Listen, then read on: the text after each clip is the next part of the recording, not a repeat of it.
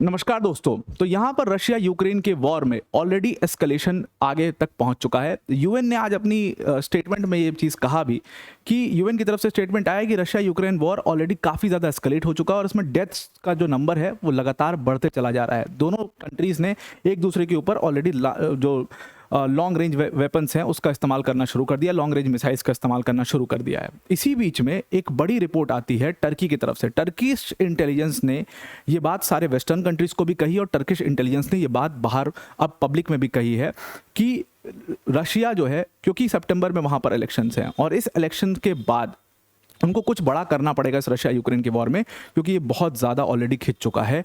Putin is looking over his last resort, his last option. And what is his last option? Putin का last option है the nuclear option. अब Ukraine के लिए सबसे बड़ा challenge ही यही है यहाँ पर कि भाई आप एज अ कंट्री एग्जिस्ट करोगे कि नहीं करोगे। ये अपने आप में एक बहुत बड़ा चैलेंज है जो आपके लिए इस समय पर हमारे सामने आ चुका है।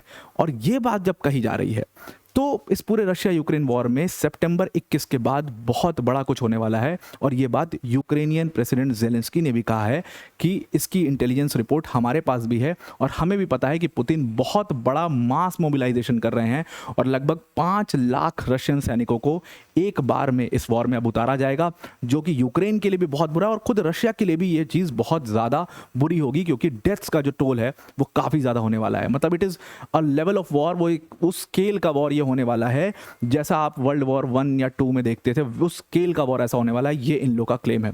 डिटेल में इसको डिस्कस करते हैं, पर वीडियो में आगे जाने से पहले एक बड़ी अनाउंसमेंट अनअकैडमी टीम की तरफ से है कि अगर आप यूपीएससी सीएससी की प्रिपरेशन अगर आप कर रहे हैं तो अनअकैडमी का इंडिपेंडेंस डे ऑफर शुरू हो चुका है। हम सब लोग जो है अपने इंडिपेंडेंस डे के रंग में आ चुके हैं और आपकी फ्रीडम सेल भी अनअकैडमी की शुरू हो चुकी है। तो 16,999 के प्राइस में आप अपने कोर्स को इस समय पर फाउंडेशन कोर्स को अवेल कर सकते हो। ये प्राइस दोबारा से रीइंस्टेट किया गया है आपके लिए और अनअकैडमी के टॉप एजुकेटर्स जैसे मृणाल सर, प्रतीक सर, सुदर्शन सर जैसे एजुकेटर्स यहाँ पर आपको इस बैच के अंदर पढ़ाते हैं।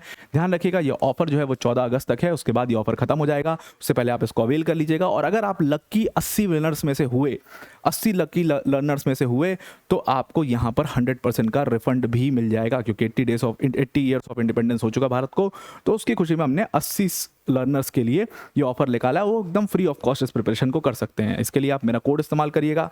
मेरा कोड है APYT10। इस कोड को इस्तेमाल करके आप यहाँ पर इसको हमारे फाउंडेशन कोर्स को ज्वाइन कर सकते हैं। तो चलिए स्टार्ट करते हैं अपनी डिस्कशन। तो व्लादिमीर पुतिन ने सीधा सीधा बात की और ये बात रशिया ने एक्सेप्ट भी की है कि हम बहुत मास मोबिलाइजेशन करने वाले हैं और सितंबर के अपने इलेक्शंस के बाद हम कुछ बहुत बड़ा करने वाले हैं। और इस इलेक्शन में जो ये बहुत बड़ा जो कहा जा रहा है कि होने इस इलेक्शन के बाद, रशिया के पार्लियामेंट के इलेक्शन के बाद जो बहुत बड़ा होने वाला है वो यही होने वाला है कि 5 लाख लोगों का मोबिलाइजेशन करके 5 लाख यूथ को इस वॉर में उतारा जाएगा, जो कि यूक्रेन के लिए एक बहुत बड़ा चैलेंज है। और ज़ेलेंस्की ने वही बात कही कि लगभग जो कुछ ही वीक्स में ये सारे फाइटर्स जो हैं वो आपको ग्राउंड पर आते हुए दिखेंगे।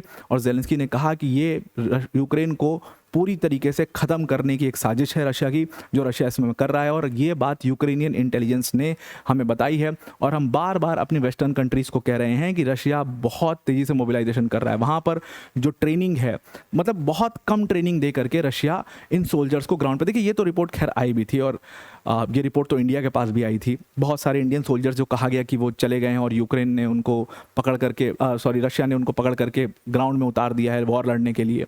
तो वो लोग जब वापस आए, किसी तरीके से इंडिया ने उसमें मददसा की, वापस आए, तो उन लोगों ने भी इस बात तो कहा था कि बहुत कम ट्रेनिंग दे करके, 15-20 दिन, आधा 1 महीने की ट्रेनिंग दे करके सीधा ग्राउंड पर वहाँ पर भेज दिया जा रहा है, नंबर्स ज़्यादा इन्फ्लेट करने के लिए, नंबर्स को ज़्यादा दिखाने के लिए। और ये चीज़ कई बार निगेटिवली भी काम कर जाती है, क्योंकि डेथ टोल आपका बहुत राइज हो जाता है, तो मनोबल बहुत कम हो जाता है। अब और ये चीज़ अगली पार्टी के लिए बहुत डिवास्टेटिंग होता है, मतलब ये ह्यूमैनिटी के लिए बहुत डिवास्टेटिंग होता है कि आपके लिए तो है डिवास्टेटिंग, ये अगले यूक्रेन के लिए भी बहुत ज़्यादा डिवास्टेटिंग होगा। तो यूक्रेन ने कहा कि ये मोबिलाइजेशन को तुरंत रोकना चाहिए, क्योंकि रशिया पार्लियामेंट्री इलेक्शंस के बाद बहुत बड़ा कुछ करने वाला है और ये मोबिलाइजेशन भी होगा और वो उनका अपने लास्ट ऑप्शन की तरफ भी देख सकते हैं। अब आगे बढ़ने से पहले एक छोटी सी बात कहना चाहता हूँ कि ये मेरा टेलीग्राम चैनल है जो कि मैंने फाइनली बना लिया है। मैं अभी तक कहीं सोशल मीडिया पर नहीं था, लेकिन अब मैंने टेलीग्राम भी सेम नाम से बना लिया है और सेम नाम से इंस्टाग्राम भी बना लिया है। ये मेरे टेलीग्राम चैनल का QR कोड है, इसको स्कैन करके आप मेरा टेलीग्राम चैनल ज्वाइन कर लीजिए। कोई भी नई अपडेट्स आती है वहाँ पर मैं इसको शेयर किया करूँगा। आपके एग्जाम से रिलेटेड कोई इंपॉर्टेंट आर्टिकल मिलता है, न्यूज़पेपर्स जो पढ़ता हूँ उसमें से कोई आर्टिकल मिलता है, उसके ऊपर हम डिस्कशन कर सकते हैं। और आप मेरे से पर्सनली चैट भी कर सकते हो उस टेलीग्राम के माध्यम से, प्लस आप जो है इंस्टाग्राम पे भी मेरे से चैट कर सकते हो, इंस्टाग्राम पे भी आप मेरे साथ जुड़ जाइए। तो ये मेरा QR कोड है, इसको स्कैन करके आप उसको ज्वाइन कर सकते हैं। आगे इसमें अब देखिए उन्होंने बाकायदे इस पर एक ट्वीट किया और ट्वीट करके उन्होंने ज़ेलेंस्की ने बोला कि पुतिन जो है वो इस वॉर को रोकने की बिल्कुल भी कोशिश नहीं कर रहे हैं, वो बिल्कुल सोच भी नहीं रहे हैं इस वॉर को रोकने के लिए, क्योंकि अभी तो उनका सबसे वैसा वक्त चल रहा है जहां पर उनको बहुत ज़्यादा कुछ करके दिखाना है, क्योंकि उनके यहाँ पर इलेक्शंस हैं।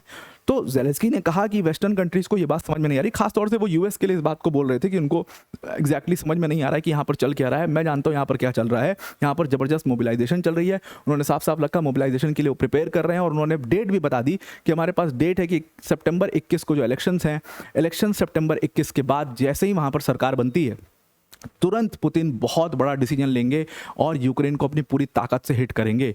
इवन कहा गया कि ये मोबिलाइजेशन इतना बड़ा हो सकता है कि ये पूरी ह्यूमैनिटी के लिए खतरा हो सकता है। 5 लाख सैनिक एक साथ जब इस वॉर में उतरेंगे तो बहुत सारे यूक्रेनियन जो फ्रंट लाइन है वो पीछे की तरफ खींचेगी और ये वॉर कीव तक भी पहुंच सकता है, ऐसा भी ज़ेलेंस्की को इंटेलिजेंस ने बताया है। ये सारी ऑलरेडी वो काफ़ी ज़्यादा घबराए हुए थे ज़ेलेंस्की, ऑलरेडी वो बड़े परेशान थे कि भाई इतना ये मोबिलाइजेशन चल रहा है और वेस्टर्न कंट्रीज जो है हमें सपोर्ट करने को तैयार नहीं है, दुनिया भर की चीज़ें हैं। इन सारी चीज़ों के बीच में उन्होंने कहा, एक अपने इंस्टाग्राम पर एक वो शॉर्ट्स शेयर किया, अपना इंस्टाग्राम पर ये शॉर्ट्स को शेयर करके उन्होंने कहा कि पुतिन जो है ये नए फाइटर्स को जो मोबिलाइज़ कर रहे हैं इसमें एक बहुत बड़ी प्रॉब्लम है। प्रॉब्लम ये है कि वो फाइटर्स को बहुत ज़्यादा ट्रेनिंग नहीं दी जा रही है, बिल्कुल यंग लड़के हैं जिनको मोबिलाइज़ करके ग्राउंड में उतार दिया जाएगा और उसके बाद ये पूरी वॉर को लड़ने को कहा जाएगा। इससे बहुत ज़्यादा लॉस होगा, इससे यूक्रेन को तो लॉस होगा ही होगा, लेकिन रशिया को भी बहुत ज़्यादा लॉस होगा और ये पूरी ह्यूमैनिटी के लिए एक बहुत बड़ा खतरा बन जाएगा, ह्यूमैनिटी का लॉस होगा। अब ये होता है नहीं होता है, अभी ये सब ज़ेलेंस्की के क्लेम्स हैं। अभी रशिया ने इस चीज़ के ऊपर कुछ भी नहीं बोला है। मुझे पर्सनली ऐसा लगता है कि जब भी वॉर होता है, देखो ये ऐसा आप नहीं कह सकते कि यूक्रेन नहीं कर रहा होगा। यूक्रेन के पास जब फाइटर्स की कमी हो रही है तो वो भी फाइटर्स को मोबिलाइज करके यूज़ कर रहे हैं, तो ऐसा रशिया ना करेगा मैं बिल्कुल इसके ऊपर नहीं कह सकता। और ये जनरली हर वॉर में होता है, जो कि बड़ा ही निगेटिवली इम्पैक्ट करता है। और निगेटिवली कैसे इम्पैक्ट करता है?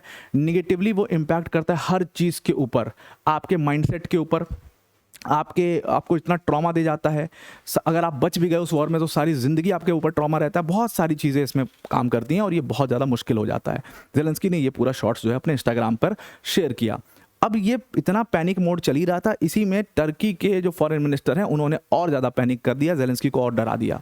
उन्होंने कहा टर्की के फॉरेन मिनिस्टर ने कि मैं तो गया हुआ था, मैं अपनी विजिट पर था रशिया में, और वहाँ पर एकदम इस चीज़ का पूरा खुलेआम डिस्कशन चल रहा है कि Putin is going to use his last option. And what is Putin's last option? The Putin's last option is the nuclear option. Putin उस न्यूक्लियर ऑप्शन को बहुत ही जल्दी यूज़ करने वाले हैं। उन्होंने कहा कि अब लड़ाई रशिया यूक्रेन की इस चीज़ की नहीं है कि आप वॉर कौन जीतेगा या वॉर कौन हारेगा। अब तो लड़ाई ये है कि आप एक नेशन की तरह एग्जिस्ट करोगे भी या नहीं करोगे। ये बहुत चर्चा है और कह रहे हैं वहाँ पर, कहा जा रहा है कि पब्लिक ओपिनियन वहाँ पर इस तरीके का बन चुका है कि लोग चाहते हैं कि कुछ ऐसा करो कि यूक्रेन को एकदम ख़त्म करो। इतनी एनिमिटी, इतनी हेट्रेड अब लोगों में बढ़ चुकी है। उन्होंने कहा कि ये एक बहुत ही डेंजरस सिचुएशन है, क्योंकि जब पब्लिक बहुत बड़े स्केल पर आपके अगेंस्ट में हो जाती है, मतलब पब्लिक बहुत बड़े स्केल पर अपनी सरकार को सपोर्ट करते हो, कहती है कि भाई हाँ वॉर में पूरी ताकत से आप लड़ो, तो ये आपके लिए एक बहुत ही टेंशन वाली बात हो जाती है। उन्होंने कहा कि ये बहुत ही ज़्यादा डेंजरस सिचुएशन है और मैं तो रशिया में विजिट करके देख चुका हूँ। टर्की के मिनिस्टर का कहना था कि मैं रशिया में विजिट करके मैं इस बात को देख चुका हूँ कि अब वहाँ पर लोगों ने भी इस चीज़ की डिमांड शुरू कर दी है। हालांकि पब्लिक ओपिनियन से कहा जाता है कि सरकारों का डिसीजन नहीं बदलता, लेकिन पब्लिक ओपिनियन से बदलता है भाई। आपने ईरान में देखा कि जैसे ही पब्लिक ने पूरा अपना सपोर्ट दिखाया कि अरे हम आपके साथ हैं, वैसे ही ईरान का मनोबल इतना बढ़ा कि उसने यूएस को एकदम धोना शुरू कर दिया। वो चीज़ रशिया के साथ भी हो सकती है। रशिया की पब्लिक भी अब बहुत ज़्यादा मोबिलाइज होगा और इसका एक और कारण है क्योंकि ऑलरेडी ये वॉर एस्केलेट हुआ और रशिया को नुकसान काफ़ी हुआ है। लोग चाहते हैं बदला और इसलिए ये डिमांड लोगों में आने लगी है, ऐसा टर्की के मिनिस्टर का, फॉरेन मिनिस्टर का कहना भी था। यहाँ पर हुआ क्या है, यूएन ने खुद कह दिया कि ऑलरेडी ये वॉर एस्केलेट हो चुका है और अब आप ये मत सोचिए कि इसमें कोई बातचीत चल रही है, लोग वॉर को रोकेंगे, ये करेंगे वो करेंगे। ऑलरेडी ये वॉर अपना बहुत भयंकर रूप ले चुका है। आप दोनों देश जो हैं वो एक दूसरे को के ऊपर लॉन्ग रेंज वेपन्स का इस्तेमाल करना शुरू कर चुके हो। आप लोग लॉन्ग रेंज अटैक्स कर रहे हो ऑलरेडी। कल यूक्रेन ने बहुत बड़ा अटैक किया रशिया के ऊपर और पूरा ये ड्रोन अटैक था जिसमें 13 रशियन लोग मारे गए। ये अटैक तातरस्तान के रीजन में किया गया और उसके बाद रशिया को उसका बदला लेना ही था, तो रशिया ने भी बहुत डेडली स्ट्राइक किया फर्स्ट लाइन के ऊपर, और बहुत दिनों के बाद, बहुत समय के बाद जो पहली लाइन है उस पर इतने खूंखार लड़ाई हो रही है रशिया यूक्रेन के वॉर में, रशिया ने भी अटैक किया और वहाँ पर उस खार्किव के रीजन में 5 यूक्रेनियंस की जान चली गई। अब ये पूरा वॉर ऑलरेडी एस्केलेटेड है, सितंबर का इंतजार है, सितंबर के इलेक्शन के बाद क्या होता है, जो क्लेम्स हैं वो देखने वाली बात होगी कि वो क्लेम्स कितने सही हैं कितने गलत हैं, वो तो एक देखने वाली बात होगी। आई होप आपको ये पूरा आर्टिकल समझ में आ गया होगा।